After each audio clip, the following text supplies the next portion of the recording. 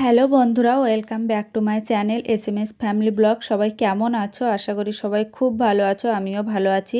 এখান থেকে নতুন ভিডিও শুরু করলাম, সবাই সম্পূর্ণ ভিডিওটা দেখবে আর সবাইকে ভালোবাসা আমার পক্ষ থেকে। আর সকালবেলা দেখো ঠান্ডা ঠান্ডা ওয়েদার, একটু কুয়াশা কুয়াশা ভাব, মানে শীতের পরশ অলরেডি লেগে গেছে। তো সকালবেলা একটু ছাদের দিকে আসলাম। এই যে গাছগুলো দেখতে পাচ্ছ, আগের দিন আমি সরিয়ে সরিয়ে দিয়েছিলাম, কিন্তু পরে আবার দেখলাম যে দেখি ওর মধ্যে হয়েছে কিনা, তরুল হয়েছে কিনা। তরুল বলে অনেকে, পুরুল বলে, এরকম আর কি। আজকে হচ্ছে বিদায়বেলা, যেহেতু আজকে আমি বাড়ি যাব, বিকালের দিকটা বাড়ি যাব, ওই জন্য আজকে মনটাও খুব খারাপ লাগছে। তো একটু ছাদ থেকে সকালবেলা ঘুরে যাচ্ছি, আর বৌদিকে একটু কাজে হেল্প করতে হবে, যেহেতু আজকে বাড়ি যাব, একটু তাড়াতাড়ি তাড়াহুড়োও আছে আর কি। তো সকালবেলার ওয়েদারটা কেমন লাগছে দেখো। আর এগুলো হচ্ছে তোমার কুঁদলি গাছ, কুঁদলি গাছ, আর এগুলো হচ্ছে তরুল গাছ। তো আমি দেখেছি ঘেঁটে, কারণ এতে এখনও ফুল হয়েছে কিন্তু ফল আসেনি। আর ওই দিকটা দেখো পেয়ারা গাছে পেয়ারা পেকে পুরো ভর্তি হয়েছে, ওই যে দেখো। কিন্তু একটা পেয়ারাও খাওয়া যাচ্ছে না, যেহেতু ভিতরে পোকা লেগে গেছে। বুঝতে পারছি না কী কারণে, কারণ পেয়ারার উপরটা এত সুন্দর লাগছে, আর একটা দুটো ভালো আছে কিন্তু প্রচুর মিষ্টি, কিন্তু পেয়ারা খেতে পাচ্ছি না আমরা আর কি। মানে প্রচুর পোকা লেগে গেছে। আর সকালবেলার ওয়েদারটা না এত ঠান্ডা, আর মানে একটু মেঘলা মেঘলা করে আছে। আজকে বাড়ি যাব বলছি, কিন্তু বেরোতে পারবো কি না আদৌ বুঝতে পারছি না। আর বাড়ি আমি যেতাম না এত তাড়াতাড়ি, আর দু একদিন থাকতাম, কিন্তু আমার ছেলের পরীক্ষার নোটিশ দিয়ে দিয়েছে, ওই জন্য আমাকে অলরেডি বাড়ি আসতেই হবে। যেহেতু আমি আজকে বিকালে বাড়ি যাব, কালকে সকালে হয়তো গড়িয়ায় চলে যাব। তো বন্ধুরা, তোমরা সম্পূর্ণ ভিডিওটা দেখবে। আর এই যে দেখো হালকা হালকা কুয়াশা তো আছেই, কুয়াশা কেটে গেছে, একটু বেলা হয়ে গেছে না, ওই জন্য কুয়াশা কেটে গেছে। তো আমি এইদিকে তোমাদেরকে দেখাচ্ছিলাম, এই যে দেখো ওই দিকটা একটা রাস্তা, আর ওই সাইডটা আর একটা রাস্তা, মানে তিনটে মুখ আর কি। আর তোমাদেরকে আর একটা গাছ আমি দেখাবো, সেটা তোমরা চিনতে পারো কিনা অবশ্যই বলবে আমাকে। এই যে দেখো, আর একটু ছাদ থেকে ঘুরে যাচ্ছি, তো মনটাও খারাপ লাগছে, কারণ আবার কবে আসতে পারবো জানি না। তো চলো সম্পূর্ণ ভিডিওটা দেখো। তো বন্ধুরা, তারপরে আসলাম, এই যে দেখো, এই যে বৌদিকে একটু হেল্প করে দিচ্ছে। আর এই যে দেখো এত মেঘ করেছে, এত মেঘ করেছে, কি করে আজকে বেরোবো সেটাই বুঝতে পারছি না। আর এত ঠান্ডা হাওয়া দিচ্ছে, আর আমার ছেলে আলগা গায়ে দাঁড়িয়ে আছে দেখো, ওই গাছের ফাঁক দিয়ে দেখো কত মেঘ করেছে, প্রচুর মেঘ করেছে, এই যে দেখো। তো কি করব, ওয়েদারটা একটু ধরে গেলে বেরোবো, কারণ আমাদের এরকম ওয়েদারে বেরোনোটা কোনো ব্যাপার নয়। তো যেটা বলছিলাম বন্ধুরা, এরকম ওয়েদারে আমরা বেরোতে পারি যদি নদী না পার হতে হয়, কিন্তু নদী পার হতে হবে, যেহেতু দুটো নদী পার হতে হবে, ওই জন্য আমাদের বেরোনোটা রিস্ক হয়ে যায়। আর সিঙ্গেল মানুষ থাকলে বিষয়টা আলাদা, কিন্তু ছেলে মেয়ে নিয়ে যাব, তো ওই জন্য সমস্যা হয়ে যায়। তো দেখি বিকালের টাইমটা যদি ধরে যায়, তো বিকালের টাইমে বেরিয়ে যাব। আজকে যে প্রকারে হোক বাড়ি যেতেই হবে। আর আমাদের বাড়ি গেলে যে রাত হয়ে গেলেও যে খুব একটা প্রবলেম হবে তা কিন্তু নয়। আর রাত 10টার সময় যদি আমরা বাড়ি যাই তবুও যেতে হবে, এরকম পরিস্থিতি হয়ে দাঁড়িয়ে আছে, কারণ যেহেতু আমার ছেলের পরীক্ষার নোটিশ দিয়ে দিয়েছে। তো এই যে বৌদিকে আমি একটু বাসন ধুয়ে মানে পরিষ্কার করে দিচ্ছিলাম, আর বৌদি গেছে মাশরুম আনতে। মানে গ্রামের দিকে ওই যে খড় রাখে না, খড় রেখে, মানে যে ধান তুলে যে খড় এক জায়গায় রেখে দেয়, সেই খড় পচে যায়। পচে যাওয়ার পরে যে ছাতার মতো, আমরা বলি ব্যাঙের ছাতা, কিন্তু ওটা ব্যাঙের ছাতা গ্রামের লোক বলে, কিন্তু শহরের দিকে সবাই বলে মাশরুম। তো ওই যে আমরা যে প্যাকেট মাশরুমগুলো কিনে খাই, ওগুলো একটু গোল টাইপের হয়, ফোটে না, কুড়ি টাইপের থাকে, আর এটা হচ্ছে ফুটে যায়। তো এটা যেহেতু খড়ের গাদায় হয়, ওই জন্য খড় পচা থেকে হয়। তো তোমাদেরকে সেটাও দেখাবো, আর যেটা আমরা সচরাচর কিনে খাই সেটা দেখলেও বুঝতে পারবে। তো আমার আজকে কিন্তু একটু মন খারাপও লাগছে, যেহেতু বাপের বাড়ি এসে বেশি দিন থাকতে পারবো না, এটাই। বৌদি বলছিল আর দুটো একটা দিন থেকে যাও। আমার দাদা বলছে এই পরীক্ষা দিয়েছে তো কি হয়েছে, তুই আর একটা দুটো দিন থেকে যা। আমি বলছি তুই একটা স্কুলের মাস্টার হয়ে বলছিস যে দু একটা দিন থেকে যা? আমার ছেলের পরীক্ষার নোটিশ দিয়েছে, এরপরেও আমি কি করে থাকি?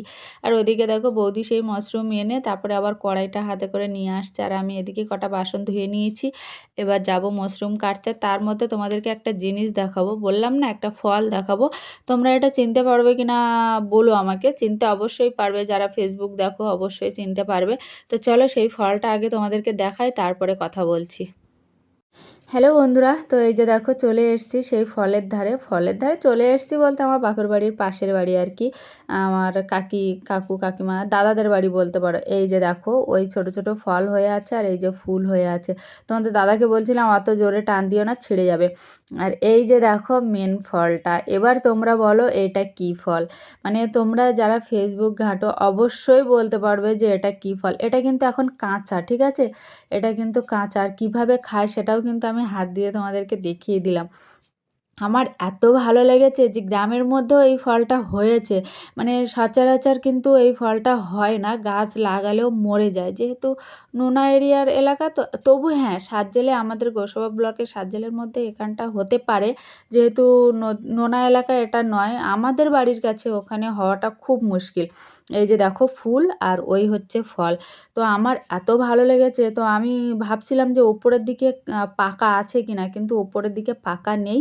পাকা ছিল কিন্তু বৌদিরা নামিয়ে খেয়ে নিয়েছে। আর প্রচুর ফুল হয়েছে, প্রচুর ফল হয়েছে, মানে গুঁড়ি গুঁড়ি ওই যে প্রথম যে ছোটো ফলটা দেখালাম না, ওরকমই হয়েছে। আর এইটা একমাত্র একটু বড় আছে, আর বড় জোর 2 সপ্তাহ যাবে তারপরে পেকে যাবে। তো বুঝতে পারছো এটা কি ফল? পারছো কি না বলো, তাহলে আমিও বলে দিই। এই যে দেখো মাশরুম বৌদি নিয়ে চলে এসছে। তো ওই ফলের বিষয়টা বলি, ওই ফলটা হচ্ছে আনারকলি ফল। তোমরা চিনতে পারছো এবার? ওটা হচ্ছে আনারকলি ফল, যেটা হচ্ছে একটু চিনি, একটু লঙ্কার গুঁড়ো, একটু মানে লবণ দিয়ে যে মুখটা কেটে ওর মধ্যেই মেখে দেয় না চামচ দিয়ে, আনারকলি ফল, সেই ফলটাই। আমার তো ভীষণ ভালো লেগেছিল, গালে জল চলে আসছিল, কিন্তু পাকা পাইনি। তো যাই হোক, এই ফলটা আমি একমাত্র চিনতে পেরেছি যেহেতু আমি ফেসবুকে দেখছিলাম। ওইভাবে মেখে দিয়ে ফলের মধ্যে লবণ, লঙ্কা, চিনি ওইভাবে মেখে দিয়ে দিচ্ছিল। দীঘায় না কোথায় এইগুলো বেশি খাচ্ছিল দেখছিলাম, সেইখান থেকে আমি জানি এটা আনারকলি ফল। আর এই যে দেখো মাশরুম, এই মাশরুমটা না ছাতা টাইপের, সেইগুলো আমরা বেছে বেছে এই যে দেখো কেটে নিচ্ছি। আর এটা এত টেস্টি হয়, এত টেস্টি হয়। সবাই বলে ব্যাঙের ছাতা, ব্যাঙের ছাতা, কিন্তু এটা মশরুমই বলে। আমরা যেটা খাই কিনে ওটা কুঁড়ি, আর এটা দেখো পাতা টাইপের, মানে ওটা ফুলে ফেটে যায় তো ওই জন্য। তো এটা হয় অ্যাকচুয়ালি তোমার খড়ের, পচা খড়ের মধ্যে। তো আমাদের বৌদিদের ওখানে না অনেকে এটা খায় না, বলে কেমন লাগে কেমন লাগে, ওই জন্য খায় না। কিন্তু আমার বৌদি খায়, আমার তো ভীষণ ভালো লাগে। তোমাদের দাদার আমার এইগুলো হলে আর কিচ্ছু লাগে না। আর ওই যে দেখো আমাদের পুকু দই নিয়ে এসেছিলাম, ওটা হচ্ছে ভাইফোঁটার দই। তো সেই ভাইফোঁটার দইটা বেঁচে গেছিলো, ওই জন্য ও ওটা খাচ্ছে। আর আমি ওকে বলছিলাম তুই সকালবেলা দই খাচ্ছিস তো, তো দেখবি পেট যদি ব্যথা করে না তখন বুঝতে পারবি। আর এদিকে বৌদি বলছিল আজকের দিনটা অন্তত থেকে যাও। আমি বললাম না বৌদি, আজকের দিনটা যত রাত হোক আমাকে বাড়ি যেতে হবে, যেহেতু আমাকে গড়িয়ায় যেতে হবে, ছেলের পরীক্ষা দিয়েছে। আমার যাই হয়ে যাক, ছেলে মেয়ের পরীক্ষা চলাকালীন আমি আর থাকবো না আমার বাপের বাড়ি। আমি দরকার হলে ডিসেম্বর মাসের দিকে আমি এসে থাকবো, ডিসেম্বরের লাস্টের দিকে, তখন ঠিক আছে, কিন্তু এখন আর থাকা যাবে না।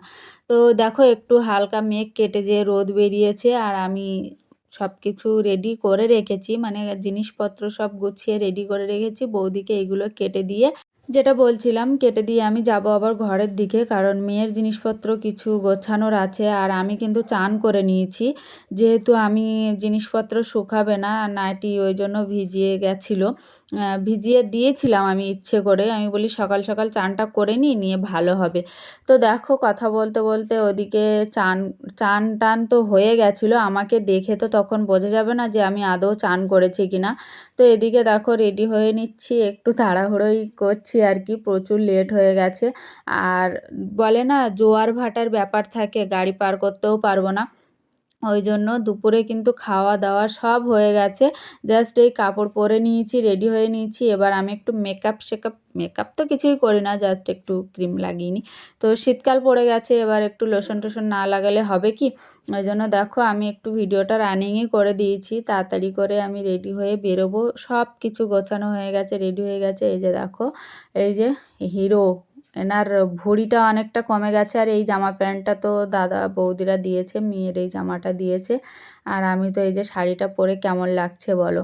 আমি অনেক দিন পরে যখন শাড়ি পরি না, সবাই বলে শাড়ি পরে খুব ভালো লাগে, তুমি শাড়ি পরতে পারো না। দেখো, শাড়ি পরলে শাড়ি পরাই যাবে, কিন্তু আমি যখন গ্রামে যাই তখন তো অলরেডি অটোমেটিক শাড়ি পরতে হয়, 24 ঘন্টা শাড়ি পরতে হয়। আমি রাত্রে যখন একটু শুতে যাই তখন একটু নাইটি পরি।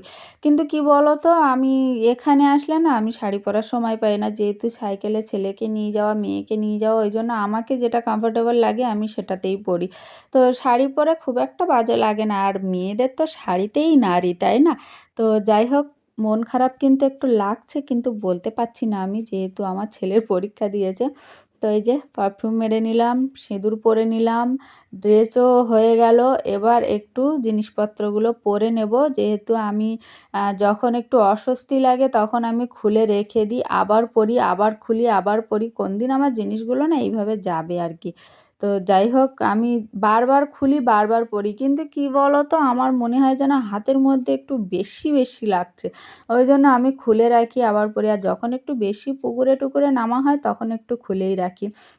আর মেয়ের এই ব্যাগটা আমাদের পুকু ওইটা টেনে টেনে টেনে টেনে ছোট করে দিয়েছে। আমার মেয়ে বলছে আমাকে একটু এটা বড় করে দাও, ওই জন্য আবার বড় করে দিলাম। এই ব্যাগটা নিয়েছে আমার মায়ের কাছ থেকে, টাকা নিয়ে তারপরে এই ব্যাগটা নিয়েছে। আমার মা টাকা পাঠিয়েছিল, সেই তারপরে এই ব্যাগটা নিয়েছে। আর আমি এই কানের পরে নিচ্ছি। বৌদি এই যে দেখো, সবাই চান দান করে খাওয়া দাওয়া করে রেডি হয়ে গেছে, আর আমাদের পুকু তো ঝামেলা করছে, কারণ ও যাবে আমার সাথে। ও ওর মাকে বলছে যে আমি থাকতে পারবো। তো বন্ধুরা দেখো, দাদার মেয়ে তো কোল থেকে নামছে না, আর এদিকে বাবা বেরিয়েছে, বাবাকে একটু প্রণাম করে নিচ্ছি। প্রণাম করে এই যে বেরিয়ে যাব। বাবা বলছে আর থাকবি না? আমি বলছি না, আর থাকবো না। আহ, বাবাও হাসছে, ঠিক আছে, কিন্তু আমার ঠিক ভালো লাগছে না। মানে অনেক দিন পর পর এসে যে 2 দিন শান্তিতে থাকবো, তাও থাকতে পারি না। তো কি করব, বাড়ি তো যেতেই হবে। বাবা বলছে ছেলের পরীক্ষা দিয়েছে যখন, বাড়ি তো যেতেই হবে। আর আমার দাদার মেয়ে তো কোল থেকে নামছেই না। তো আমার দাদার মেয়ে প্রচুর ঝামেলা করছিল, কান্নাকাটি করছিল, আমার ভালো লাগে না ওগুলো। তো দেখো, কথা বলতে বলতে এই যে খেয়াতে চলে এসেছি। আর খেয়াতে একটু ভিড় হয়েছে, যেহেতু সবাই, খেয়াতে তো একটু ভিড় হবে, সবাই যাওয়া আসা করে যেহেতু। তো দেখো অলরেডি খেয়া, এবার এই খেয়াটা বেশি বড়, মানে বড় নদী আর কি এইটা। আর তারপরে হচ্ছে, আর আমাদের যে নদীটা পার হবো ওটা একদম ছোট। তো খেয়াতে দেখো এই যে টিয়া পাখিটা উঠেছে, তো আমি ওদেরকে জিজ্ঞাসা করছিলাম আচ্ছা ও উড়ে যাবে না? তো বলছে না, ও এইভাবেই থাকে সারা দিন সারা রাত, ও আমাদের কাছেই থাকে, রাত্রে যখন থাকবে তখনও ওদের কাছেই থাকবে। মোটামুটি ও খাঁচার মধ্যে থাকে না। তো বেশ ভালোই লাগে না? পশু পাখিও এত পোষ মেনে যায়, কিন্তু আমি জানি যে টিয়া পাখি না ছেড়ে দিলে উড়ে যায়, মনে হচ্ছে পাখনাটা কাটা আছে। তো যাই হোক, দেখো কি সুন্দর আছে, ও উড়ে যাচ্ছে না, কিচ্ছু না, আর তাকাচ্ছে, আবার কথাও বলে। তো কিভাবে তাকাচ্ছে, আমি ওকে ডাকছিলাম, তো দেখো কিভাবে তাকাচ্ছে ঘাড় কাত করে। আমার এত ভালো লাগে এদেরকে, কি বলবো। আমার বরকে বলছি আমাদেরকে একটা কুকুর কিনে দাও না, কুকুর কিনে দাও না, দেবেই না। বলে নিজেদের ঘর হবে তারপরে দেবো। তো আমি ওকে দেখে আর ভিডিও না করে পারলাম না। তো চলো খেয়াটা পার হয়ে নি।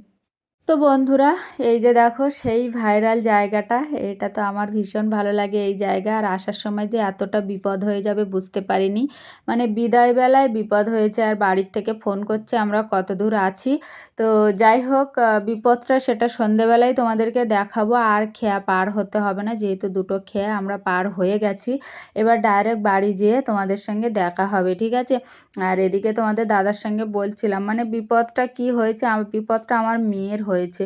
কারণ আমার মেয়ের ওভাবে লেগে যাবে বুঝতে পারিনি, তো সেটা বাড়ি না গিয়ে তোমাদেরকে দেখাতে পারছি না, কারণ কতটা পরিমাণে ওর লেগেছে বুঝতে পারিনি। আর আসার সময় আমার এক দেওর আসছিল, দেওরের ওর এক ভাইপো না ভাই হয়, যাই হোক, উনি এসছিল বলে ছেলেকেও ওনাদের গাড়িতে দিয়ে দিয়েছি, আর আমরা 3জন এই গাড়িতে বসছি। তো চলো, এই যে দেখো বাড়িতে চলে আসলাম। এবার ছেলে জামা প্যান্টটা খুলে ওকে একটু হালকা কিছু পরিয়ে দিয়ে দিই, কারণ এসছি প্রায়, রোদ দেখা যাচ্ছে ঠিক আছে, কিন্তু আর একটু বাদেই সন্ধে পড়ে যাবে। কারণ আমাদের আস্তে আস্তে একটু লেট হয়ে গেছিলো, আর সকালের যে ওয়েদারটা ছিল সেটাও দেখে আমরা আজকে বেরোতে পারবো বলে তো মনে হচ্ছিল না। তো দাদা স্কুলে চলে গেছিলো, যেহেতু দাদা স্কুলে চাকরি করে। ও বলছে যে তোরা আজকের দিনটা থেকে যা, কালকে যাবি। তো আমরা চলে এসেছিলাম, দাদার সঙ্গে আর দেখা হয়নি, দাদার ছেলের সাথেও দেখা হয়নি। তো আমি এই যে চেঞ্জ করে এবার যাব একটু বাইরের দিকে, বাইরের দিক থেকে ঘুরে এসে তারপরে সন্ধেবেলা তোমাদের সঙ্গে দেখা হবে, ঠিক আছে? আর আজকে কিন্তু আমার ননদ রান্না করেছে, আমি আগের থেকে তোমাদেরকে বলে দিলাম, পরে ভিডিওটা দেখলে বুঝতে পারবে। আর মেয়ের বলতে মেয়ের পায়ে লেগেছে, মানে গাড়িটা একটু কাত হয়ে গেছিলো আর ও দুই ধারে পা দিয়েছিল, তো ওই জন্য ওই সাইলেন্সারটা ওর ওখানে লেগেছে, তো কতটা জায়গায় পুড়ে গেছে আর পুরো জায়গাটা ঠোলা কেটে গেছে। মানে এমনিতে তো ওর কিছু লাগলে ও বাজারের মধ্যে নাচা শুরু করে দেয়, তো ওর যেখানে লেগেছে আমাদের গোসবার পাড়টায় লেগেছে, তো ও বাজারের মধ্যেই নাচা শুরু করে দিয়েছে। আর স্বাভাবিক, আমার লাগলেও আমিও অমন করতাম, কারণ গরম সাইলেন্সার মানে ওইখানে লাগাটা যে কি কষ্ট সেটা তোমাদেরকে একটু বাদেই দেখাচ্ছি। আর ছেলে যাবে রাস্তার দিকে আর ওর পিসি আমরা যাব একটু রাস্তার দিকে, ওর পিসির যে ভাইফোঁটার যে শাড়িটা দেওয়া হয়েছে সেই শাড়িটা ফলস লাগাতে যাবে। তো চলো সন্ধেবেলা দেখা হচ্ছে, টাটা। গুড ইভিনিং বন্ধুরা। তো দেখো সন্ধেবেলা চলে আসা হলো, আর কত মাছ কিনে এনেছে দেখো, লোটে মাছ, আর ওদিকে দেখো ওগুলো কি মাছ বলে তোমরাই বলো। এইগুলো আমার শাশুড়ি মা বলছিল এগুলো গাগরা ট্যাংরা বলে, গাগরা ট্যাংরা বলে। আর একটা কি চরকোঁদা মাছ না কি বলে, দুটো রকম, মানে দুই রকম নাম না, দুটো মাছ আলাদা আলাদা এরকম। তো এই মাছ তিনটে এনেছিল 2 কিলো মতো। তো ক্যামেরাতে ওরকমই ছোট ছোট লাগছে কিন্তু বড় বড় আছে, টোটাল 2 কিলো। আর 2 কিলো লোটে মাছ। তো আমার ননদ বলছিল যে দেখি আমি কিছু নিয়ে যাব। তো আমার শাশুড়িমা বলছিল আজকের মাছটা নিতে হবে না, কালকে সকালে তো দাদা বাজারে যাবে, সেই মাছটা নিয়ে যাবি।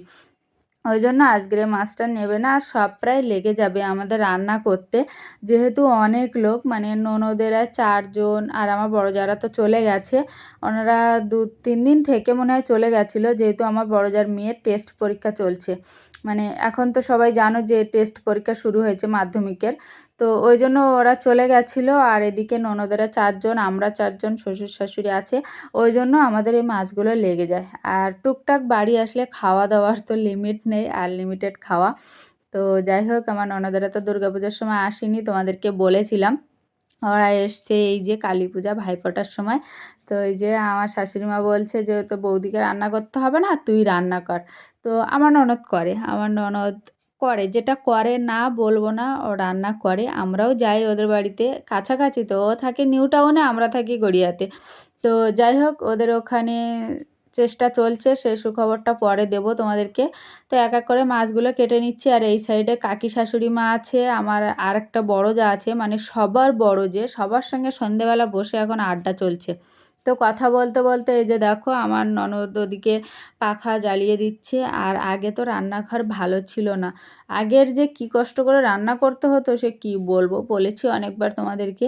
আর এখন সব রান্নাঘরে খাওয়া দাওয়া সব কিছু, এখন ও ঘরে কোনো ঝামেলা হয় না। আগে তোমাদেরকে বলা হয়নি, আগে ওই বারান্দাটা না শুকাতো না, মানে সকালে খেয়ে তো আবার জল মাটি দিয়ে গোবর দিতে হবে, আবার দুপুরে খেয়ে গোবর দিতে হবে, আবার রাত্রে খেয়ে, মানে ওই জায়গাটা শুকাতো না। আর এখন ওই বারান্দাতে কোনো ঝামেলা থাকে না, দৌড়োদৌড়ি খেলাধুলো, বাচ্চা কাচ্চা সব সময় খেলছে। আর এই যে দেখো আমরা গল্প করছি, আর ওদিকে আমার ননদ পাখা জ্বালিয়ে দিচ্ছে। তরকারিটাই হবে, ভাত হয়ে আছে, তরকারিটাই হবে, লোটে মাছের ঝাল হবে, আর ওই যে গাগরা ট্যাংরা এনেছে ওটা কচু দিয়ে রান্না হবে। আর তোমাদের দাদার তো তরকারি আলাদা কড়াই আছে, পেঁপের তরকারি, ওই তরকারিটা যখন আবার একটু রান্না করবে তখন এই গাগরা ট্যাংরা মাছটা ওতে দুটো দিয়ে দেবে, একটা দাগা দেবে, একটা মাথা দেবে। আর আমরা কি নিয়ে হাসাহাসি করছিলাম, মানে আমার এই বড় যা আছে, আমরা সবাই হাসাহাসি করছিলাম। আর আমি পেঁয়াজ রসুন এগুলো কেটে দিচ্ছি, আমার ননদ বললো তুমি ওগুলো কেটে দাও, তাড়াতাড়ি হয়ে যাবে। আর ওই যে দেখো মেয়ের পা, তোমাদেরকে আমি পরে ব্যাক ক্যামেরায় দেখাচ্ছি কি অবস্থা পায়ে। এই যে দেখো পাটা পুরো ঠোলা কেটেছে, আর যতটা পরিমাণে ছোট ছোট গুড়ি গুড়ি ঠোলা কাটা দেখতে পাচ্ছ, ততটা পরিমাণে পরে পুরো ঠোলাটা ফুলে গেছিলো। মানে যতটা পোষণে ওর চামড়াটা পুড়েছে ততটা পোষণে ওর ওখানটা ঠোলা কেটেছে। আর মেয়ের কি লাফালাফি, কি লাফালাফি, মানে কি বলবো, আমি আমার শাশুড়িকে বলছিলাম যে কিভাবে লেগেছে, মানে আমি তো পিছনে বসে আছি, ও তো মাঝখানে, আর গাড়ি যখন কাত হয়ে গেছে তখন ওই সাইলেন্সারের উপরে ওর পাটা পড়েছে। মানে জিন্সের প্যান্ট পরা থাকলে না তখন অসুবিধা হতো, কারণ প্যান্টের ওই কাপড়টা ওর গায়ে চিপটে যেত। সে কি অসুবিধা হতো বাবা রে বাবা, কি বলবো। তো মেয়েটার ওপর দিয়ে বিপদটা যেতে হলো। তো যাই হোক, বাপের বাড়ি থেকে এসছি সেটাও মন খারাপ লাগছে, মেয়েটার ওপর দিয়ে বিপদ গেছে সেটাও মানে কি বলবো, দিনটাও যেন খারাপ যাচ্ছে। তো এদিকে দেখো পাখা জ্বালিয়ে দিচ্ছে, আর মেয়েটার পায়ে আবার মলম দিতে হবে। তো ভিডিওটা কেমন লাগলো অবশ্যই জানিও। আহ, আমার বাপের বাড়ি তোমাদেরকে সবটাই ঘুরে দেখিয়ে দেখিয়ে দিলাম আর কি, কেমন আমার বাপের বাড়ি। তো আমার খুবই ভালো লাগে, আর সবথেকে বড় কথা মা বাড়ি নেই, তো ওই জন্য একটু মন খারাপ লাগে, কিন্তু বলতে পারি না। তো কিছু করার নেই, কষ্ট হলেও চেপে রাখতে হবে। তো সামনের বছর মা আসবে কালী পূজার সময়, তখন খুব আনন্দ করব। আর এই যে দেখো, এই যতটা পরিমাণে এই যে গুড়ি গুড়ি হয়ে আছে না, রাত্রে কিন্তু ওইটা পুরোটাই ঠোলা পড়ে গেছিলো, আর ওইটা আবার ঠাকুরদা বলছিল ওইটা রাত্রে ফাটিয়ে দেবো। আমি বলছি ও যদি ঘুমায় তাহলে ফাটাবে, না হলে কিন্তু হাত দিতে দেবে না। তো এমনি হাত দিতে দিচ্ছে না, লাফাচ্ছে। আর এই কাঁটাটা পরে দেখবে কেমন হয়ে যাবে, আর পুরো শক্ত হয়ে আছে ওই জায়গাটা, কতটা পরিমাণে লেগেছে না জানি। আর একটু মোটাসোটা লোক তো, আর চামড়াটা মানে চামড়ার উপরে লেগেছে, ওর যে কী কষ্ট হয়েছে। ওর একটুতেই ওর বেশি হয়ে যায়, তো দেখো কতটা পরিমাণে কালো হয়ে আছে। আর পরে কি বিশ্রী দেখাচ্ছিল, পোড়া জায়গা, মানে কি বলবো। আমি দেখছিলাম যে ওখানটা একটু ফাটানো যায় কি না, কিন্তু না, বেল কাঁটা দিয়ে তারপরে ফাটাতে হবে। ও বলছে আমার অতটা পরিমাণে আমার ওখানটা জ্বালা করছে আর মানে ব্যথা হয়েছে। তো আমার শাশুড়িমাকে বলছিলাম যে তুমি উঠে একটুখানি মলম লাগিয়ে দাও, আমি আর হাত দেবো না, যেহেতু আমি পেঁয়াজ রসুন ছাড়াচ্ছিলাম, লঙ্কা কাটছিলাম, ঝাল আছে হাতে। তো আমার শাশুড়ি মা আবার উঠে ওখানটা মলম লাগিয়ে দিল। তো কি অবস্থা দেখো। তো বন্ধুরা, ভিডিওটা কেমন লাগলো অবশ্যই জানিও। বিপদটা মেয়ের উপর দিয়েই চলে গেল। আর এই মলমটা আমার ননদের কাছে ছিল, বলে আমরা এই মলমটা কেটে কেটে গেলে দিয়ে দিই। তো আমার মেয়ে ওখানে হাত দিতে দিচ্ছে না, তো আমার হাত তো দিতেই দেবে না, বলে তুমি জোরে জোরে এ করো। তো ঠাকুমা আস্তে আস্তে লাগিয়ে দিচ্ছে, আমি আবার বলছিলাম যে ওই ঠোলার উপর দিয়ে একটু লাগিয়ে দাও, যেহেতু ওইটা মানে একটু যদি বসে যায়। তো এই যে দেখো কি অবস্থা, মেয়ে তো আউ করছে, কানাকাটি করছে। আমি বলছি কি করব, বিপদ হয়ে গেছে তো আর তো কিছু করার নেই। আর এই যে দেখো কি অবস্থা, আমাদের বড় মানুষের একটু কিছু হলে আমরা পুরো বাড়ি মাথায় করে নিই, আর ও তো বাচ্চা। আর তার উপরে গরম জিনিসটা একটা সুস্থ চামড়ার গায়ে লাগা, মানে কতটা কষ্টের সেটা বুঝতে পারছো, গরম সাইলেন্সার। তো যাই হোক, পরে আসার সময় মেয়েকে তো পিছনে দিয়েছিলাম, আমি মাঝখানে বসেছিলাম, আর ছেলেকে তো ওর একটা দাদার গাড়িতে দিয়ে দিয়েছিলাম। তো চলো, ভিডিওটা এ পর্যন্তই রাখবো। সবাই ভালো থাকবে, সুস্থ থাকবে, দেখা হবে নতুন ভিডিওতে। টাটা।